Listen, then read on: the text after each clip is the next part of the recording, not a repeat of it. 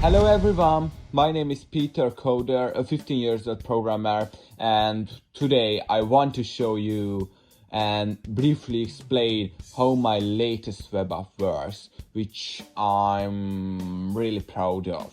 Okay, so basically this is a modern fun web application for booking flights where you can easily search for creative and funny offers uploaded by airport staff, and you can book flights as well. The app is divided into two main sections. User interface. Users can log in or register, search for flights between two airports, select seats for a specific flight, and specify how many bags they want to bring. Additionally, users can browse special offers posted by airport staff, such as book a flight now and get a free upgrade to Happy Wise, because who needs a first class seat when you have got a smile on your face? On the profile page, users can view their booked flights, delete any bookings, and even log out. On the worker interface, workers must log in using the password provided by the airport, after which they can create special offers for a specific number of passengers. At its core, this is a Django web app that uses Docker containerization to make development easier with built-in tests. For the front end, I used CSS, HTML, JavaScript, and React. As you can see or hear, this is an MVC app, which is why I also use Ajax. I can't pronounce it in English. Sorry, I'm Hungarian. I use Postgres SQL for the database, as I believe it's one of the best options. In addition, I implemented Argon 2 for passwording in encryption, shell scripting, Selenium, Python libraries, and many other creative solutions and techniques, which I will soon showcase. In this video, I will only explain the parts I find most interesting. If you would like a detailed tutorial on the entire web app, please leave a comment.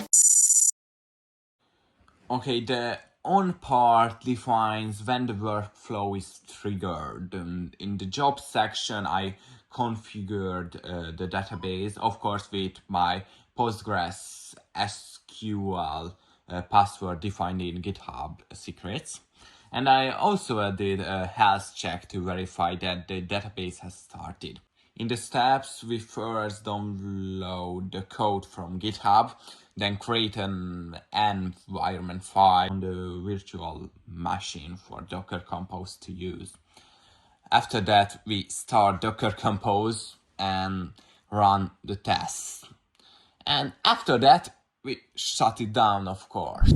In Docker Compose, we have a DB service that starts the app, and naturally we use environment variables defined in the environment file. Of course, it's essential to add this to the git ignore, so you don't have to worry about it.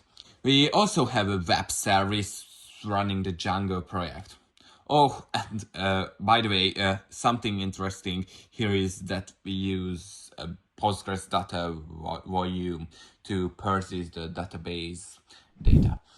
The Docker image looks like this.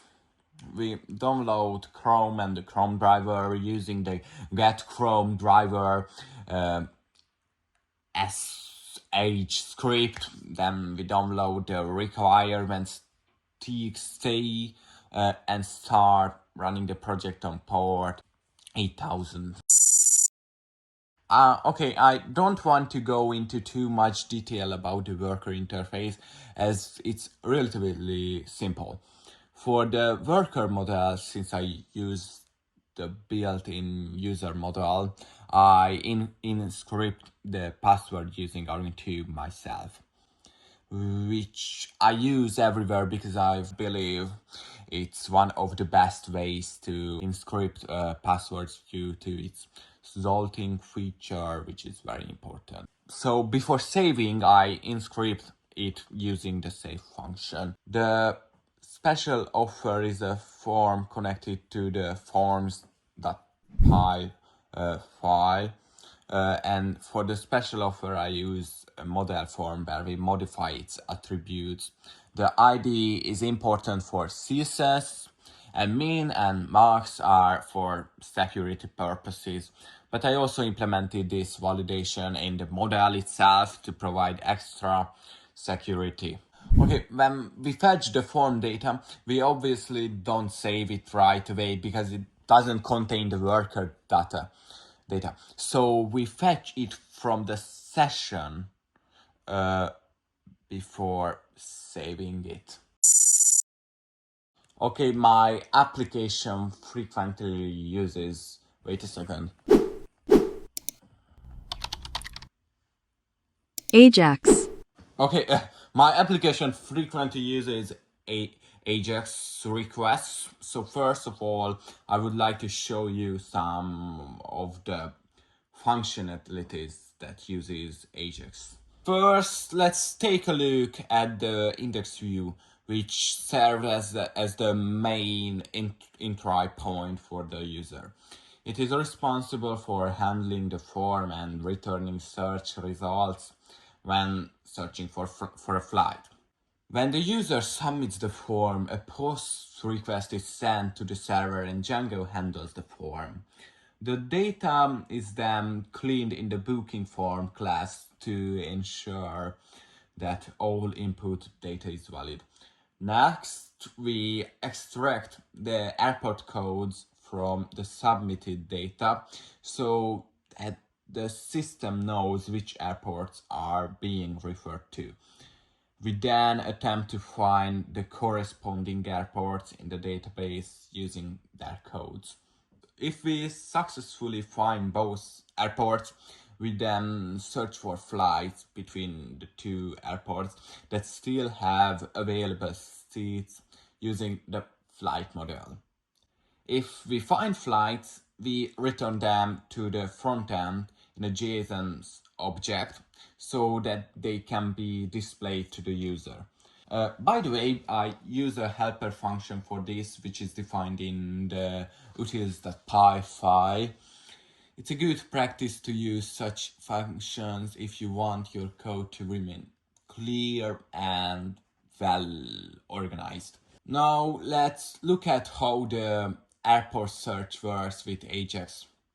When the user types into the origin or destination field, an Ajax request sends the text entered by the user to the server to find all airports that match the given search term. If we find any matches, we send them back to the front end in a JSON response. We use save equals false here, which means we don't necessarily need to send the dictionary.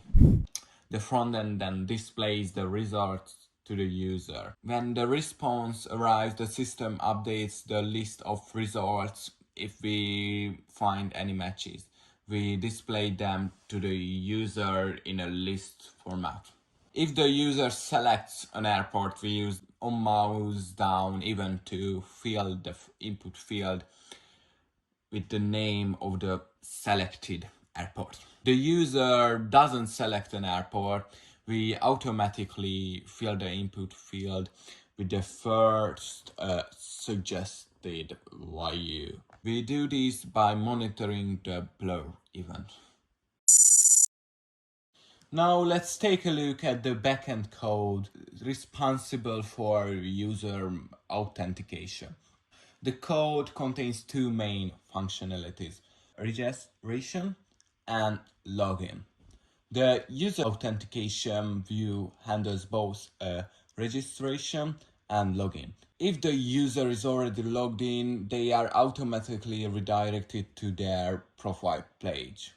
When the user wants to register, the request comes with the registration login parameter. If they are attempting to log in, the request should include the login registration parameter. When submitting the registration form, we validate the input data using the registration form. This form is a modern form which I have mentioned earlier. I have disabled the help text here because I'm not fond of how it looks. The form is valid. We create a new user, set their password, and save the user to the database. Afterward, the new user is logged in using the login function, and a successful response is sent to the front end. For login, the system checks the provided username and password using the authenticate function.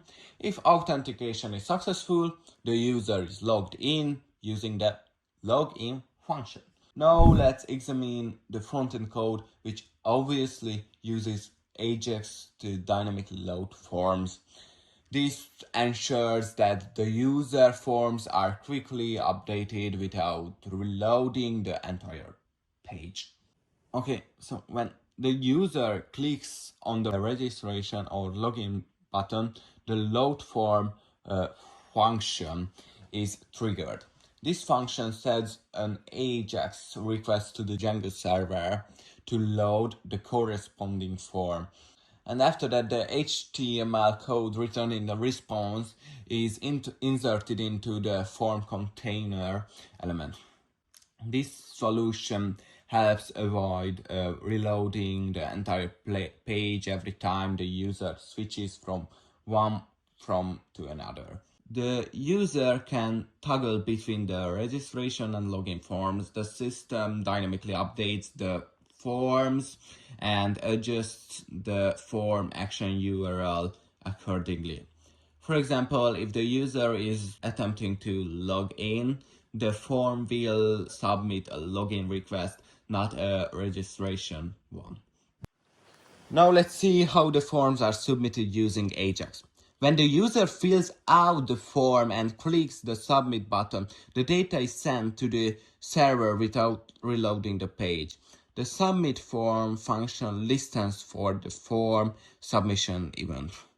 First, it prevents the default behavior to ensure the page doesn't reload. Then we gather the form data using form data, and the request is sent to the server through Ajax. If the response is successful, the user is redirected to the home page. If an error occurs, the new HTML code from the response is loaded, allowing the user to access the form again. For a better user experience, the system ensures that the correct form is always active. When the user clicks the registration button, the registration form appears. Similarly, when the login button is clicked, the login form is displayed.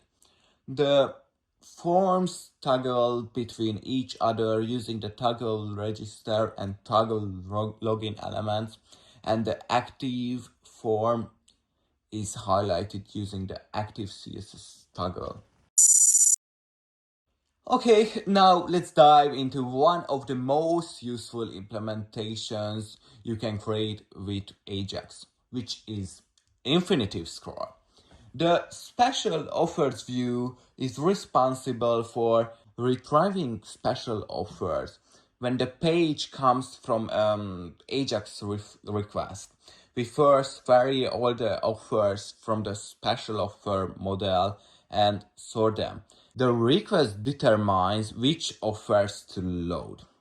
The code displays 8 offers at a time, and if there are more offers, the page automatically loads the next 8. For each offer, we randomly select a flight from the flight model. If a flight is available, we return its flight ID and the number of available seats. This helps ensure that the information related to the offers is dynamic and real-time. Finally, the server responds in JSON format, which is typical when working with Ajax. It will contain the offer data and the new index to indicate which offer should be loaded next. Now let's move to the front end where we display the offers and handle the scroll-based loading. I haven't written a separate JavaScript file for this, so I believe this is a good opportunity to explain a little about the HTML. Using layout.html, which can be considered the base HTML, I imported it everywhere. This layout includes the header, footer, and some basic settings. Afterward, I imported static into every HTML file, allowing me to use CSS, JavaScript, and even images. Okay, now back to JavaScript. The load special offers function handles the loading of special offers. When the user scrolls, this function is called, which sends an Ajax request to fetch the next set offers from the backend. The request includes the start index parameter to determine which offers the backend should send. When the user clicks the Book Now button, the Go to Checkout function checks if a flight is available and if there are enough free seats. If everything is good, the user is redirected to the payment page where they can pay for the selected flight and passengers. The scroll event listener watches the user scrolling, and when they reach the bottom of the page, it automatically calls the load special offers function to load more offers. This solution enables continued data loading without requiring the page to refresh. Let's now look at how the offers and buttons are displayed. The offers are shown in a special offer container element, where each offer contains the offer text written by a worker, the number of passengers, and the worker's name who posted the offer. If there are no available seats on the flight, the Book Now button becomes inactive and the user can proceed with the purchase. The text on the button is also changed.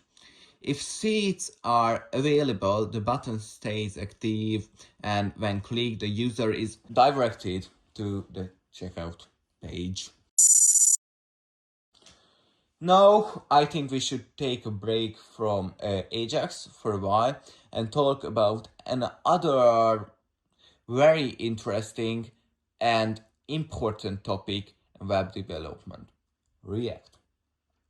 Actually, what you are going to see now is the code for displaying available flights when a search is submitted from the index view, and how a seat selection system built with React works, where you can choose where you would like to sit on the plane. I won't spend too much time on this part. As I said, if you comment, I would be happy to create a video explaining everything in detail. But today, I just want to give you a basic understanding of how the web app actually works. Okay, that said, here are a few words. In the index, as you have seen, I return all available flights as a dictionary. In the HTML, we loop through each of these items and display their details, such as capacity, origin, and so on. We also create a button, and when clicked, it opens the seed selector using React. The seed selector is a React component that allows the user to select their seeds on the fly.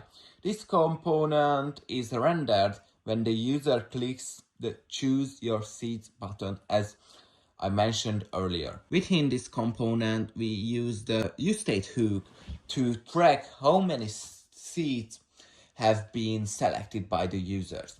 During the seed selection, the buttons dynamically update and the selected seeds change color. Each seed is a button, and the user can click the button to select their seed. If a seed is already selected, clicking it again removes it. If the user selects the required number of seeds, a Book Now button will appear, and when clicked, the user will be taken to the booking page. The status of each seed clearly indicates which seeds the user can choose. The OpenSeed selector function is responsible for rendering the appropriate React component when the user clicks the Choose Your Seeds button. It's important to note that the data associated with the buttons, such as flight ID, capacity, and availability, is dynamically passed so that each flight has its own unique seed selector. The Open Seed Selector event handler ensures that the React application displays in the correct places and previously selected seeds are no longer visible. This prevents confusion when rendering a new component with each click.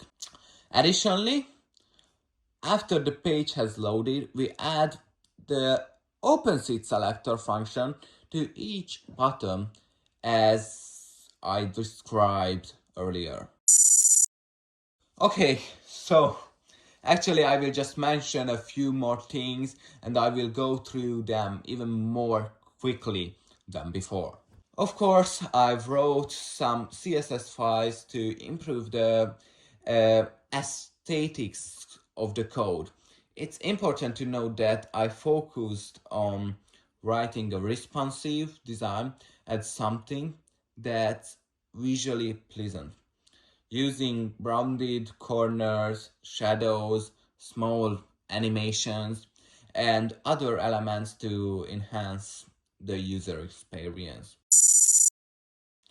In URLs, I used app name, which makes it easier to manage different apps within my Django project. I also wrote tasks which are crucial, and I would like to emphasize that. One interesting test among them is a Selenium test.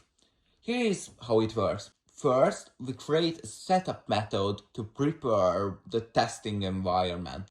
We use Selenium and Chrome driver to run the tests. Using the options class, we configure Chrome's parameters, adding options like headless, no sandbox, and disable SHM usage to ensure the browser runs properly in a container. Okay, the test booking form is responsible for checking whether the booking form is displayed on the page. This variable automatically provides the app's URL in the testing environment.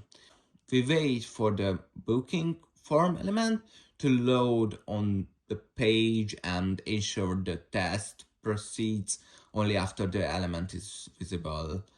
If the element is found and visible, the test passes. If not, it throws an error and the test won't continue. After the test is done, we ensure that the testing environment is properly shut down. When it comes to models, I'll just show them briefly as there is nothing too complicated. When designing a database, it's important to make sure the models are logically connected and the validation is used where necessary. Regarding the checkout section, what I focused on was that if a user booked so many tickets that no seats were left, I deleted the flight. Of course, this wouldn't be the most reasonable solution in real airport web application handling actual flights, but it works in this case, so never mind. Something else worth mentioning is that we display the bookings in the My Ticket section and provide a delete option for each. I will admit this could have been handled with Ajax, but I used a different approach here, a simple post request. On the back end, for security reasons, I ensured that deletion only happens if the request is a post. And that's it. That's the quick explanation of the web app. Honestly, I know it might have been a bit much. But let me tell you something. Many people are afraid of web development, but it's not as hard as it seems. With just a few months of practice, you can make good progress. There is a lot of syntax to learn in web development, but once you get the hang of it, connecting everything together becomes relatively easy. Don't get discouraged if you don't fully understand everything at first. There are many basics I haven't even covered. That's why I recommend checking out my GitHub, where you can find the full code of my web app, which I suggest you study. As I mentioned earlier, I would be happy to create a video where I explain everything in great detail, starting from the basics. Or if you would like, I can share the web development courses that I consider the best. So if you are interested in AI, web development, or even algorithms, to be honest, I think it's worth subscribing to both my YouTube channel and my GitHub. Okay, thanks for watching. Bye.